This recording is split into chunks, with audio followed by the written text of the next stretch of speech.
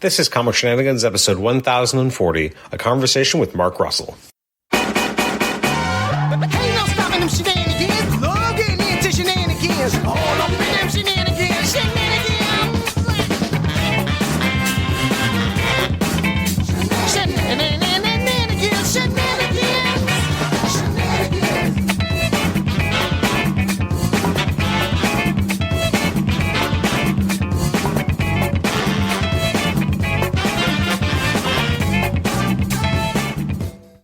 Welcome to the Comic Shenanigans podcast. This is episode 1040. I'm your host, Adam Chapman, and this episode is a conversation with Mark Russell. Mark is actually the writer of the just announced this week X Factor launch as part of the X-Men's From the Ashes era under Tom Brevoort, which is the inaugural kind of run of books under Tom Brevoort. Now that he's moving from the Avengers titles to the X titles.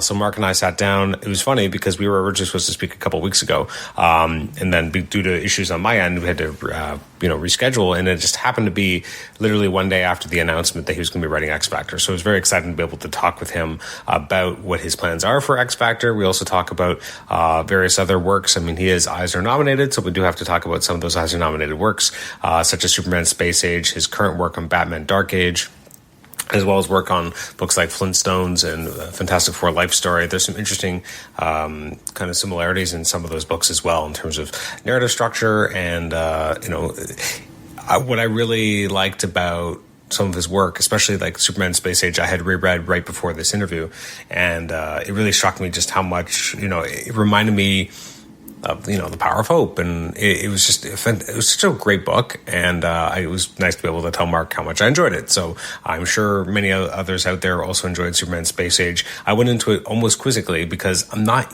usually a huge fan of Alred, but I actually really liked it, and I liked Alred on Silver Surfer, so apparently on some titles, his artwork just clicks for me, and this was definitely one of those cases.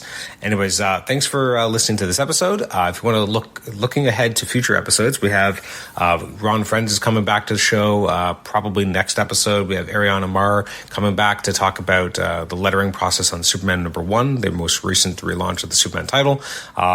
There's other things coming up. We have and someone who worked in editorial in the late 90s and early 2000s at Marvel. I still have to firm that up, but that should be coming up soon. We have Book of the Month Club at the end of May as we continue our run through of the the 90s Clone Saga, I should say, for Spider-Man. So a lot of good stuff is coming up in the podcast. Anyways, thanks again for listening. You can reach us at comicshenanigans@gmail.com, rate the show on iTunes or Apple Podcasts, listen to us on Apple Podcasts, and also listen to us on Spotify. Thanks again for listening, and let's jump right into the episode with Mark Russell. Enjoy.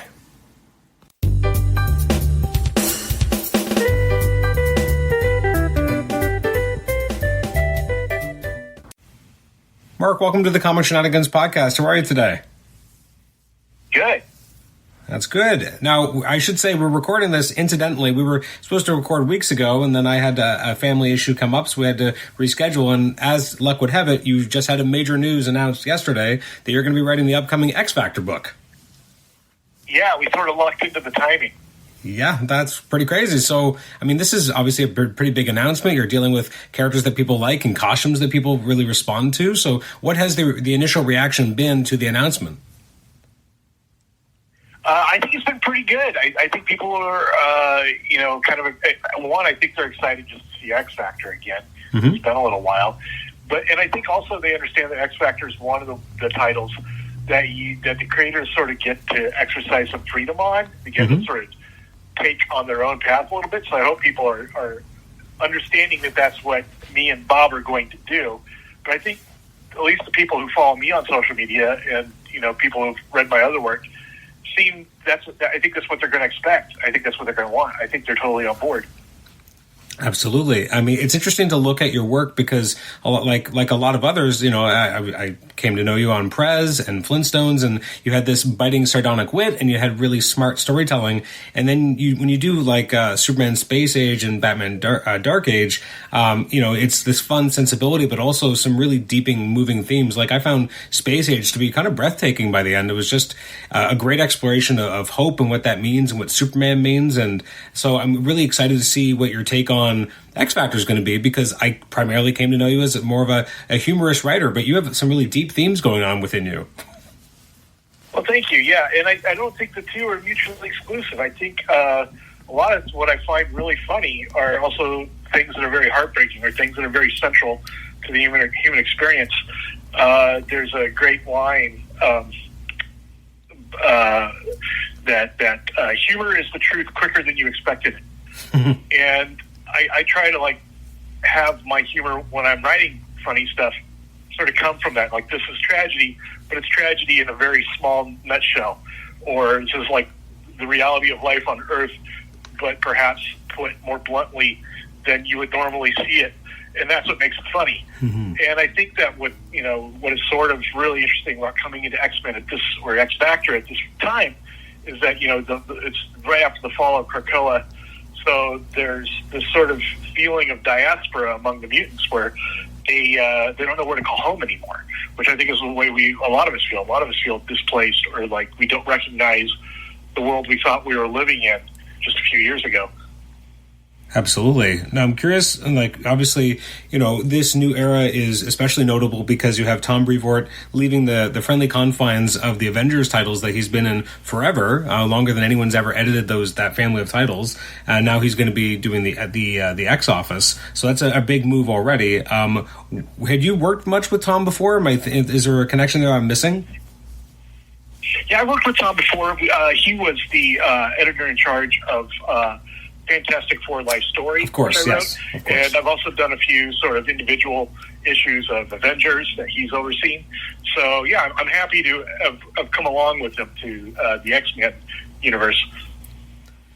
What was it like? I'm curious. I mean, everyone's kind of curious about how this new era is forming and what Tom's kind of, putting together behind the scenes. For you as a creator, what was it like to kind of be reached out to, or were you pitching Tom on ideas on different X books and themes? I'm very curious how X Factor in particular kind of came about. No, I did not pitch at all. I thought I would maybe be the last thing in the world they wanted writing an X-Men title. But they reached out to me and pitched me on the idea of X Factor. And the more we just started talking about it, the more it just seemed to make sense that, I could see where there would be some real, meaty ideas to talk about in sort of this government-sponsored assault team that's also expected to sort of post its adventures on social media and be sort of like a form of entertainment or a PR machine for mutants among a human populace that doesn't really like mutants. So I thought there's just so much commentary laden with this premise that it just seemed like the more I thought about it, the more ideas I had. So I'm glad they thought of me when they decided they wanted to reboot the X Factor line. Mm-hmm. It's interesting because, looking at the log line and kind of as you're describing it, it does feel like a combination of, the Peter David X Factor, but also a bit of X-Statix as well, because that was obviously playing on themes of celebrity. And also, more recently, you have, now I dropped it, but there was another book that, the most recent Thunderbolts that Jim Zub had done with Sean Isaacs. It also had that kind of idea of a very public-facing team and what that was like. So it feels like an interesting homogenization of those different concepts.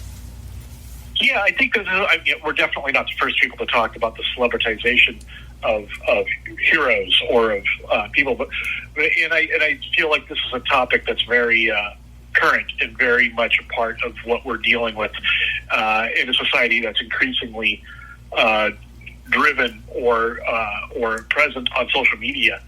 I think what's sort of interesting is the intersection between that, the celebrity culture, and the story of the mutants, who are have a history of being sort of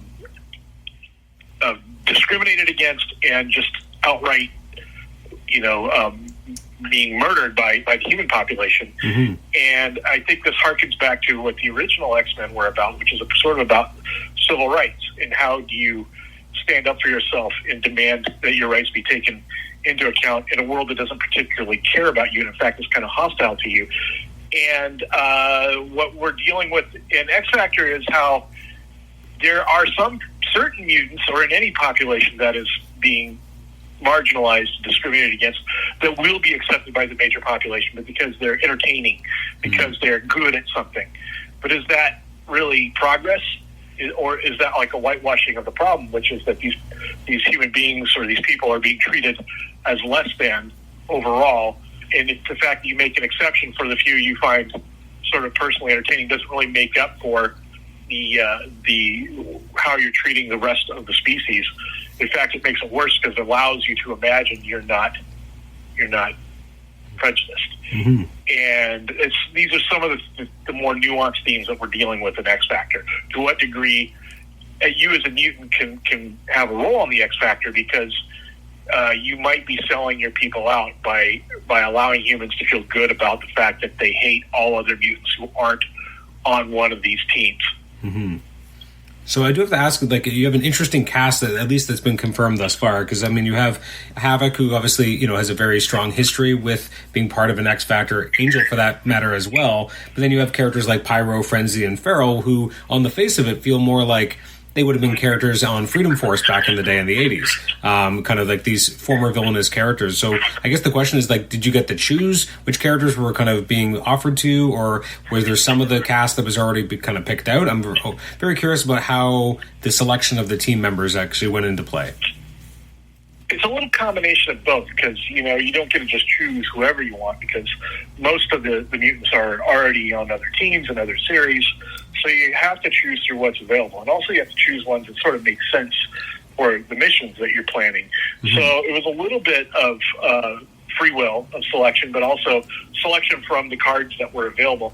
And when there wasn't a mutant available that I felt like I needed something of this kind on the team, they allowed me just to create my own. So there's going to be some new mutants who you've never seen before in anything, because I just made them up, and they will be on the team or popping in and out as well. Was, like, in terms of kind of your favorites of the cast, like, going into it, did you have an idea of who's going to be your favorite? And as you're starting to write, are you realizing that maybe someone else is popping in as more of a favorite in terms of either the ease of getting into their voice or just something about them that's more fun to write? Well, I wanted to sort of build the series around the relationship between Havoc and Polaris. But I think that as I've been writing it, some of the favorites have sort of crept up in my mind, like being more important than I originally envisioned them being, are Granny Smite, who's an 83-year-old immortality mutant who I just created. And she's like an old woman who's got like immortality. And Cecilia Reyes, who's like the medic for the team. I feel like these characters are probably going to play a more prominent role as the story goes on, just because I found them really fun to write. Were you reading X books back when Cecilia Reyes was first introduced back in the day? No, I am a relatively newcomer to the X-Men universe. Do you find that's more of a blessing than a curse? Yeah, I always feel like that's more of a good thing than bad, because I think what happens is when you're too immersed in the universe, or you're too respectful of it, you're afraid to take chances, or you're trying to do things that are commentaries on what you've read before, whereas what you should be doing is trying to create something new that the readers who are now discovering the series haven't read before. I do have to say, like you mentioned before, that you had worked with Tom on Fantastic Four Life Story. I remember when that book was coming out, and I had been a huge fan of Spider-Man Life Story, and I was like, "Oh, Fantastic Four, that should be interesting." I was blown away by how you decided to write that series in terms of kind of changing the narrator in each issue. It was a very emotional series, very surprising in terms of some of the changes you went to. But I just want to thank you as a fan, because it was just such a thrill ride. And I actually reread it today in preparation for this, and it still really took me by surprise, even though I'd read it before, because it was an extremely emotional, well thought out story, and a really interesting use of the Life Story format. Well, thank you. Yeah, it is precisely the sort of story I like to write now. It's sort of where I see myself as a writer, as less of like a satirist or just a comedian, telling jokes on a page, more of like somebody who wants to get at the emotional truth behind the characters I'm writing and see the world through their perspective. I think all writing is ultimately a form of empathy, and even characters who are evil, or even characters who are generally not taken seriously, you as a writer owe it to them to, if not to approve of them, to at least love them enough to take them seriously and to give them a perspective on the world that makes sense for them. As you get more comfortable with comics and like you've done more and more projects for the big two, etc., do you find that your scripting or your style has started to evolve and become more comfortable? Did you find you were over explaining what was happening in your scripts, and are you kind of pulling that back now, or how has that evolved? It's definitely evolved. I think in a lot of ways it's probably evolved in the opposite direction in which you're suggesting. I think when I started writing scripts, it would be very minimalist. It would be like, this character's talking to that character. Now, I like half of my script is usually talking about the emotional states of the characters that are in the panel. Like, this character is talking to that character, and they have like a dark secret they don't want to tell them, but they're making themselves do it, just to sort of give the artist more of an emotional sort of cue as to what the character should be looking like, what their body language should be doing, and also what's going to come up ahead, so they can prepare themselves artistically for building that moment. And I think that this has become sort of the most important part of the storytelling to me, is the emotional subtlety and the emotional growth of the characters as the story goes on, their reaction to what's happening to their lives, as opposed to just the plot of the story, which used to be 90% of my scripts. Now it's maybe like 50% of the script, and more of the script is about like what it's doing to the characters. I'm curious about how Superman Space Age came about, more because of the sheer length. Like, it's kind of crazy how each one is 80 pages. Like, you guys put together quite a long story, and that seems like a very daunting task to take on. Was it always meant to be that, like, with that long issues? Was it meant to be shorter issues, and then it kind of condensed into these 3 issues of 80 pages? Like, I'm curious how that came about, because that seems like a really gargantuan task to take. Yeah, it's weird because every story, no matter the length, always feels like it's too short when I'm finishing it. I always feel like, I wish I had another 40 pages, or I wish I had another 60 pages for this, which is good, because it means that you're thinking as you're going. You're creating new sort of like side plots and stories, and you have more to say. It's always better to end a story, I think, when you still have more to say, than to end it after you've sort of exhausted everything you had to talk about, and then you're just sort of throwing splash pages in for no good reason. It's like a party. It's always better to leave a party while you're still interesting and people want to see more of you, than it is to stay an hour too long and have people looking at each other wondering when you're going to leave. So that's the way I try to do it. I try to plan for more than I'm actually going to use.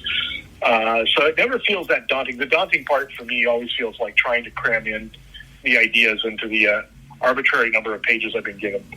So how did the pitch for Space Age go? Because, I mean, obviously they are doing these kind of black label books, or these bigger prestige books, but I'm curious how this one kind of came about, because I guess what I'm most curious about is what was the elevator pitch for this? Because it's a fascinating story. Again, you go through a lot of different levels. I'm curious what the original pitch would have even looked like, because it almost feels like a deceptive onion. Like, you keep going through this and you're peeling it over, and you really get to the heart of it by the end. But at the beginning, it feels like one thing, and it really transforms into something much deeper, and a much deeper exploration of, as I said, hope and what Superman can mean and what he is.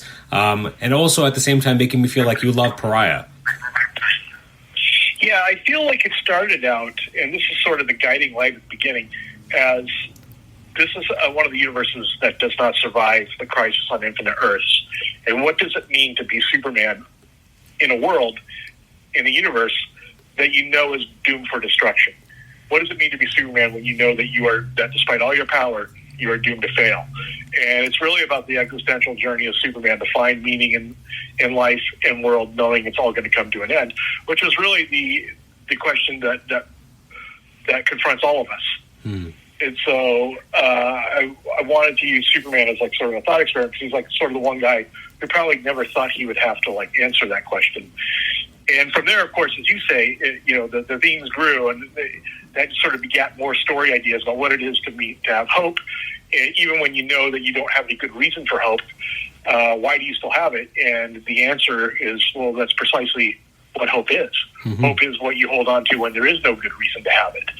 Hope is, as Superman says in the book, the lie we make come true. So I'm curious, what I really liked about your use of the time frame is being able to have, Lois's father and Clark's father have these experiences in the war that they relate, which really has an impact on who they are as people and their outlooks, which I thought was really interesting. And it's not something that you could easily do in other time periods. Like, it's something that you can very much do if Superman's around in that period where his parents would actually be involved in World War II. Was that kind of a gift of storytelling to you, to be able to be like, oh, well, this would make sense for how these two different men would have it inform the rest of their lives? Well, I definitely wanted to do a story that was grounded in actual history, something that superimposed the story of Superman and the Hall of Justice and the Justice League against the very real events of Earth history in the 20th century. And you kind of have to start with the sort of biggest event of the 20th century, the event which, in fact, sort of made the superheroes kind of culturally relevant, which was the Second World War. And also, when, the world that Superman and Batman and the heroes grew up in this comic was the world of the Cold War, where people lived with the ever-present threat of nuclear annihilation. And in a lot of ways, the only reason we, as human beings in the real world, survived that era was because the people who were in charge of the militaries and the governments realized that their experiences in World War II were utterly incommensurate, utterly did nothing to prepare them for fighting a World War III. If they hadn't had the understanding to realize that this is different, we cannot afford to fight this war because this war will be not fought with ships and soldiers and tanks the way we fought the others, and everything we thought we knew about how to win a war is meaningless because of these new weapons. If they hadn't had the foresight to see that, we probably would have all died in flames, 60 years ago. So it's very much about this dangerous moment in human history where people have to realize how little they actually know in order for the human race to survive. At what point did Michael Allred become, the artist on, obviously Space Age, and then eventually its I guess, spiritual sequel, the Batman: The Dark Age. At what point did Allred come on board? Because he's an artist who I imagine can kind of have his pick of projects he's working on. Yeah, it's funny because he's someone I've always wanted to do a comic with. I never, like you say, I never would have imagined a million years that he would be available. So when we originally got approved to do the book, Brittany Holzer, my editor, said, "This is what I want you to do. I want you to make an artist, a list of artists, bucket list. Don't think about who you can get. Don't try to be strategic in this list. Just think about who you want to get, and I'll do the same. And then when we're done, we'll compare our lists." And so we did this, and when we got back together, we compared our lists, and Mike Allred was the one name on both our lists. So we thought, well, we should definitely contact him. And I thought, yeah, right. It's like, why not? Okay, let's start there, and then work our way down the list till we find someone who wants to do it. But to my astonishment, he said yes, right off the bat. I think because it had been a while since he'd done a DC project, and I think he always wanted to do a Superman comic. So it just really all fell into place. And now I think, I've formed such a working relationship with both him and Laura, and they're having such a great time on the Space Age and Dark Age books, as am I, that I feel like we could continue doing these forever. I feel like, we could do a Flash Speed Age at some point, or Green Lantern Green Age or something, just because it's such a healthy work environment to be working with them, and they feel more like really good friends or family now than collaborators. It's interesting because obviously it makes sense because Allred has a great pop art sensibility. I always forget just how deep, Allred's able to handle the pathos. And that's something you really go into. At first, it feels very much like it's a fun pop art production, right? That's what it feels like at the beginning. But as I said, you uncover the layers. And I feel like I started to see more layers in Allred's artwork than I had before, even though I'm a huge fan of, his work on Silver Surfer and his other projects. But there's just something that it's almost like you tapped into a new gear working with him. Yeah, I think the thing about Mike's artwork is it's very, even though, we tend to associate it with sort of cosmicness and goofiness, it's also lends itself very well to sincerity. And because he does such strong lines and such clear features on his characters, he's great at drawing eyes. So the characters that he draws all have really, sort of a lot of soul in them. And he's really great at sort of marrying the cartoony with the sincere, and which I think is really what allows these books to work. When I get like colored pages back from him and Laura, it's especially like some of the double page spreads and stuff.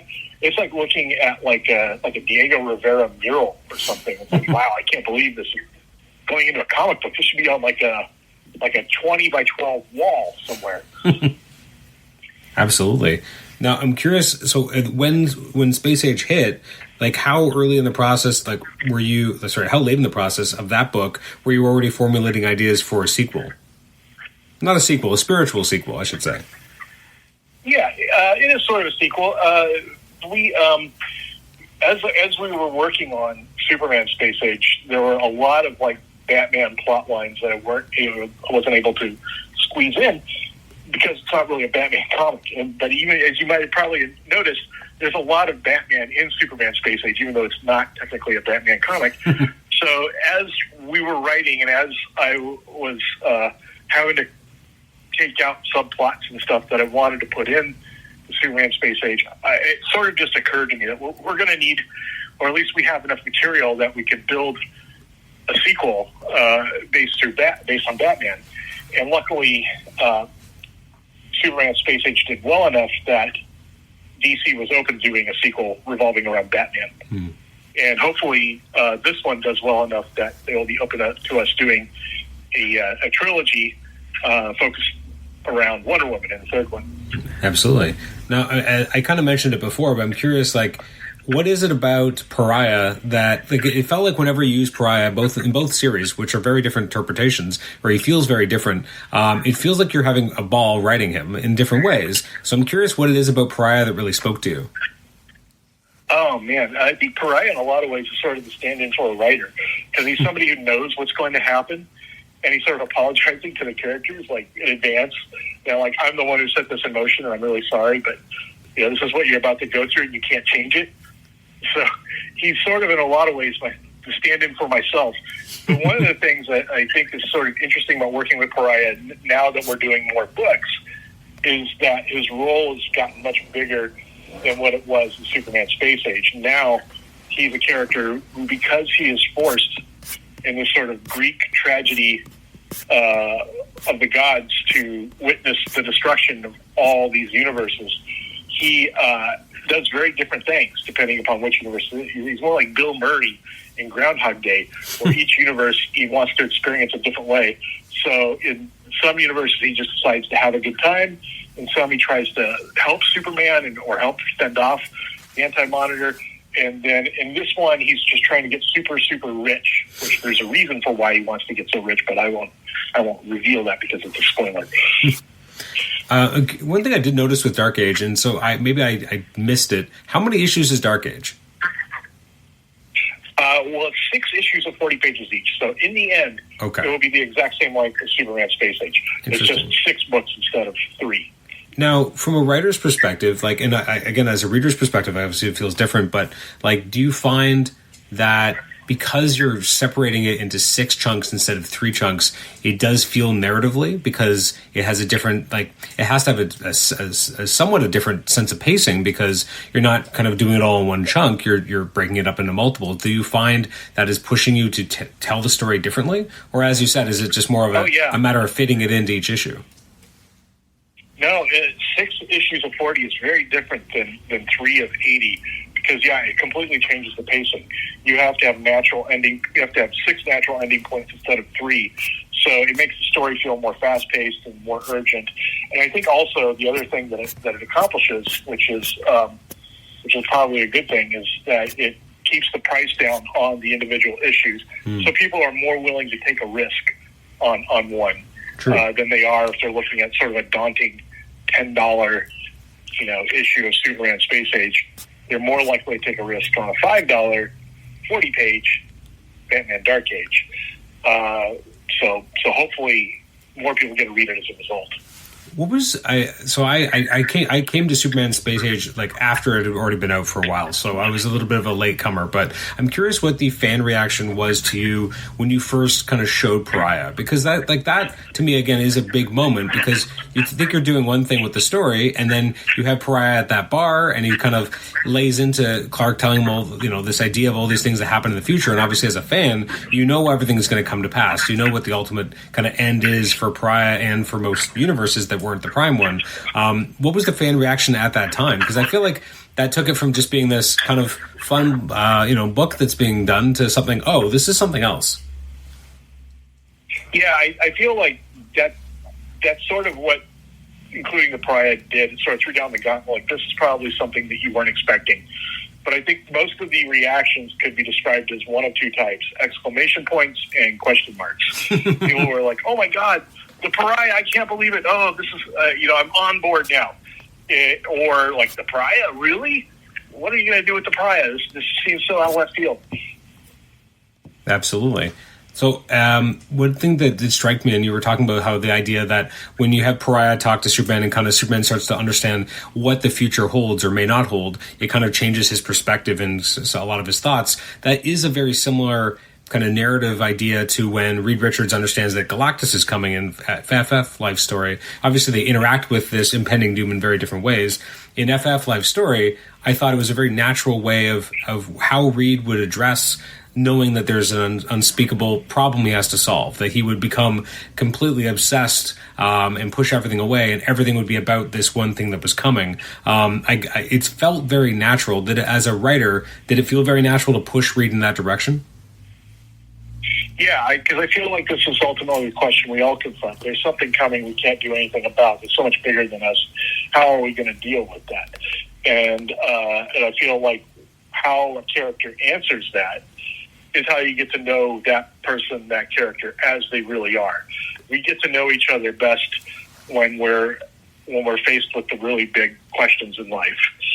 And I feel like those are sorts of questions I want to talk about, even in superhero comics, because the thought experiment of how to deal with a world that is hostile, that is trying to kill you, or is at very best apathetic to you, is sort of the central of our existential experience as human beings. And I think that it not only gives these characters a chance to sort of show you who they really are, but it gives us as the reader a chance to sort of examine those questions and what they mean in our own lives. Absolutely. Now, it's again going back to like when a lot of people first kind of discovered your work in comics, and it was of a lighter tone. That being said, you did obviously do a lot of deeper themes there as well. I mean, Flintstones, I think for a lot of people was this like, we thought we were going to get something that'd be kind of fun, and whoa, this is really much different than that and much more mature, but still fun, if that makes sense. Yeah, I love writing fun things. I love having fun, and I think that I never want to write a comic where somebody's just saying, this felt like going to church, or this felt like walking out of prison or something. But I also don't think that fun is mutually exclusive with important or meaningful.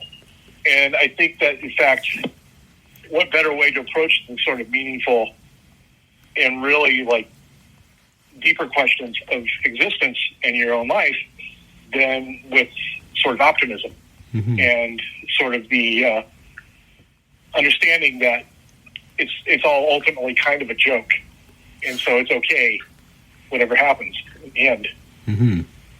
So with Flintstones in particular, like when you get that book, how did you sit down and break that out and kind of come up with like the tone and the sensibility that you wanted, and how much was editorial kind of directing you or not, or like did you kind of have free reign to kind of put something together that would kind of tie into your natural sensibilities as a writer? Like, I'm curious because it seemed like such a fascinating concept that could have gone in so many different directions. Like you could have taken a Flintstones book and made it more like the cartoon and more like of that style, but instead you did something a great, kind of modern retelling and an adaptation of the original material. You add a lot of more social commentary. You do things that I don't think anyone saw coming when they saw a Flintstones book being announced. So I'm curious how you kind of sat down to even break down that book.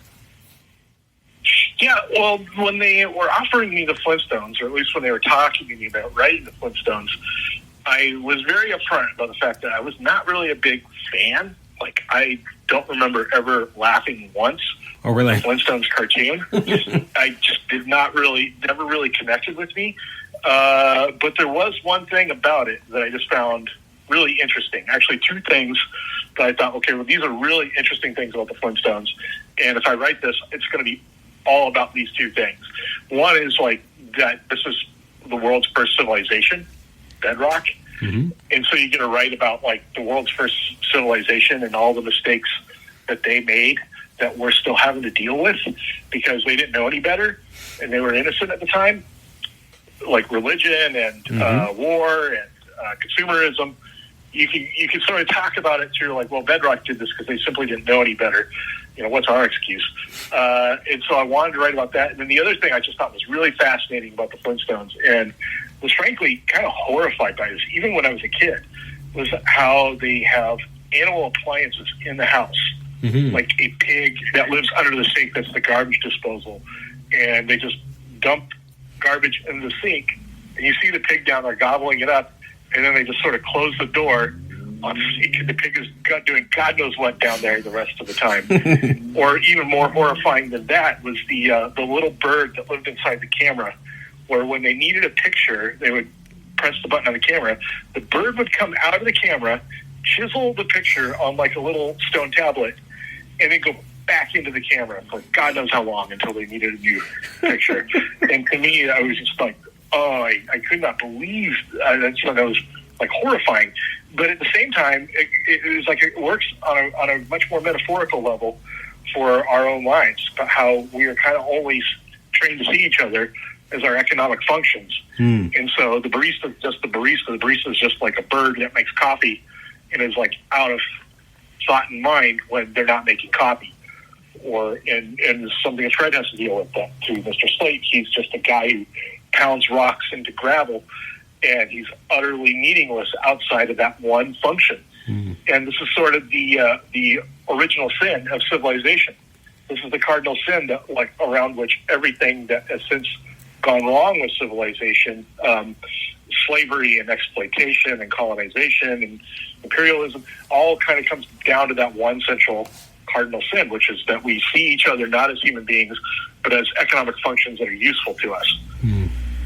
No, that book, you again, you're doing all of this, but you have Steve Pugh on art, and like I don't know if you could have had a better artist at that point that really kind of brought so much extra dimension to your words in terms of the visuals. I couldn't agree more. It's just absolutely, and I had zero to do with that. It was Marie Javins who was completely responsible for bringing Steve on, because I was brand new to comics. I didn't know artists other than the ones I was had been reading in the 90s. If they left it to me, I would have said, is Mike Allred available? Is Dan Clowes available? I didn't know. But Steve was a masterstroke, because not only would I have never come up with Steve Pugh's name in a million years, being new to comics as I was, but yeah, he just perfectly captured that sort of symbiosis of like, these are sort of cartoony, semi-realistic characters, but they all have great humanity on their faces. They all convey great emotion. That, and his sense of humor is really good too. So a lot of times he would just sort of amplify the jokes, or we'd get these little contests where he'd just be throwing things in the background, his own little jokes in the background. I was like, oh geez, I gotta outdo him. And I always ask this of people when they first start kind of writing comics, and you kind of mentioned it before that you were a little looser at the beginning. So how loose are you on a thing like Flintstones, which has a specific reference point? People will kind of know what the Flintstones look like, and how open to interpretation, I guess, were you and your editor in terms of what those visuals look like? Because like some models are right on model, and then some others are a little bit different. Like Mr. Slade obviously is probably the one that's the most afield from the way we're used to seeing him, but then characters like, you know, Fred are fairly similar. I mean, I guess a lot of it comes down to his wardrobe, let's be honest. But it did feel very accurate. So I'm curious what the give and take was like, because you are newer at that point and you're allowing for interpretation, you're trying to give the artist more room, but you're also trying to kind of figure out what you want as well. Well, I think our sort of guiding light when we were doing the character designs and stuff was that we wanted something that looked more three-dimensional and realistic in the comics than the two-dimensional sort of Hanna-Barbera style of the cartoons. To be sort of a subconscious signifier to the reader that the story is going to be more three-dimensional and more about the real world than it is going to be about this sort of bygone, sort of imaginary 1960s America squeezed through the lens of prehistoric society. And also just because we wanted to let people know this is just going to be different. This is going to look different. It's going to read different. And I just thought that, you know, the character designs were, you know, were beautiful. And I think this is what a good sort of adaptation does. Is it's recognizable as the original. It's not like it's not just like recasting the original characters of the series into a completely different story, but also it's very different. It's very new. You take something recognizable and you do something new with it. And I think that's what a good adaptation does.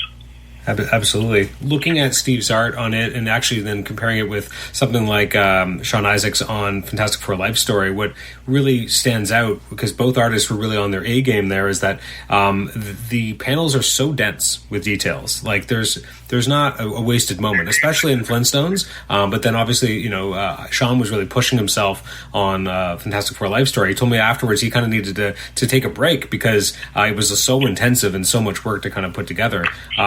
But yeah, you really lucked out with a lot of that is my fault, and a lot of that is my fault, and I probably owe a lot of the artists I work with a big apology because I tend, probably more than most writers, I tend to do a lot of my storytelling with captions, and so it's not just the balloons, it's not just the dialogue that's got to squeeze into these panels. It's also usually these goddamn captions.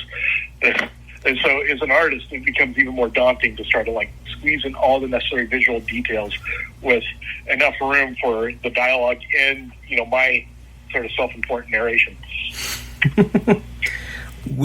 Do you find that now that you've worked with more artists that you're able to, you know, as you said, you're more specific about what you're looking for, so there's less room for interpretation maybe in some areas, but do you find that you've been able to start underwriting, if that makes sense, like, you know, being able to be more brevity? No, this has been a big lesson I've had to learn, is like how to stop overloading pages, how to let them breathe, and like it's okay to have like a silent panel now and then.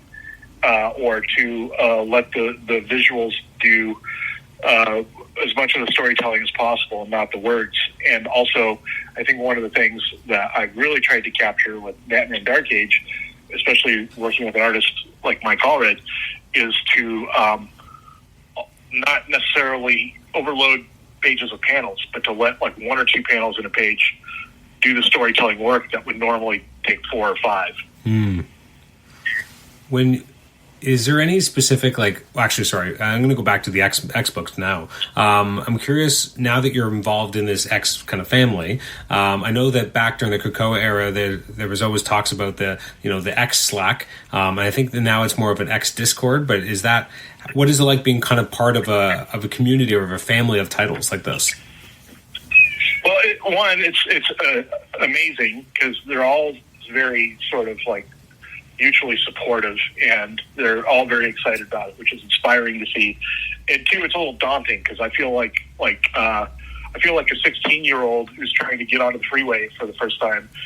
I feel like I'm the least qualified driver out there, and it's not the way I normally work. I usually work in isolation, so having to it's both inspiring and yet it's a completely new experience for me. And I'm glad it's there. I probably don't use it as much as I could or should, but it's part of it is I'm still just sort of like figuring out how to work in this collaborative world.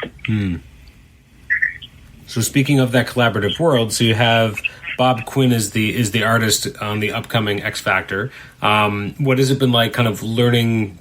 I would imagine maybe you haven't done a lot of work on it yet, because obviously we haven't seen the first issues yet. But have you started seeing pencils coming in? Currently, he just started work on the second issue. But luckily, I've had a lot of experience working with Bob Q. Like we did a lot of Red Sonja issues together. Oh yes, he of course. Did the art on my Captain America, or not Captain America, my Lone Ranger series. He did the artwork for it, and also he we did a couple of Avengers issues together. So that's right. I forgot about that. So you guys already have a sense of your kind of how you guys mesh. Yeah. In fact, I kind of requested him as like the artist. He was sort of my first choice for X Factor, just because I know he does everything well. Like he handles action well, he handles humor well, he handles like emotional sort of interpersonal play well, and I knew also that he's a character that understands how I write, and we have a good shorthand, so we can. He seems like the perfect guy to sort of partner up with a series that could potentially be an ongoing. Absolutely. Which I think is the main thing. It's like sort of like working in a ghost kitchen or something. It's like you gotta have another chef in the kitchen with you who knows where the tomatoes are going to be and where you know how long to cook the ham and whatnot, without you having to explain it to them every time. And that's Bob. Absolutely. Now, you mentioned something interesting there. Like, is this initially just going to be a miniseries, or is this designed to be an ongoing, or what are we getting from X Factor? It's designed to be an ongoing. The way it works is we are approved for 12 issues, with the idea that if it does well, if it doesn't plummet, it will become an ongoing. So my hope is that it becomes an ongoing, and we're designing it so it will blossom into an ongoing. So I'd love just to make this eventually mostly just about these characters and their relationships and how they evolve over time, and bringing new characters into the mix. But yeah, we're prepared for a 12-issue series of 2 6-issue story arcs. Gotcha. It is interesting because I feel like it's only in the last week or two. I think it was in one of Tom Brevoort's newsletters where he kind of mentioned that, the idea that they're trying to do commitments of 10 issues or more to kind of get people started as opposed to just 6, which I think was a surprise to a lot of people who were like, oh, that's really good. If you can have longer commitments, you'll probably start to get maybe the introduction of subplots and that kind of stuff kind of back into stories. Whereas when things were only going, 6 if they're lucky, you weren't necessarily getting that freedom. And I think, writers obviously do better with knowing that they have a little bit more leeway. You can seed things in, and you can't really do things in the Chris Claremont style anymore of dropping in ideas and coming back to them 20 issues later. It's not really, something that is available to writers anymore as a luxury. Yeah, there's obviously a lot more you can do with an ongoing than you can do with a limited series, storytelling-wise. And beyond that, it takes a while for you to find an audience anymore. It takes usually 6 to 12 issues just for word of mouth to get out about a series, and for you to find the readership that you really wanted. So a lot of times when you're doing limited series or short runs on superhero comics, especially that are relationship based, it's done by the time anybody hears about it. It's done by the time it starts getting, people start telling people, oh, you got to check this out. It does feel like that often. So I'm going to put you on the spot before I let you go. Knowing, from the inside what kind of the other X books of the From the Ashes era looks like, which is there one that you're most excited for people to see? Besides your own. The other titles? Yeah, of the other ones. Yeah, I don't know about anybody else, but I am super excited for Gail Simone's Uncanny X-Men. To me, that's the one. It's like, oh, geez, this is going to be. I feel like this is the perfect marriage of writer and title. Absolutely, I agree with that. I think she's got such a definitive voice. I'm excited to see that voice on a mainline X book. Yeah, no, I'm really looking forward to that. I mean, I'm looking forward to them all.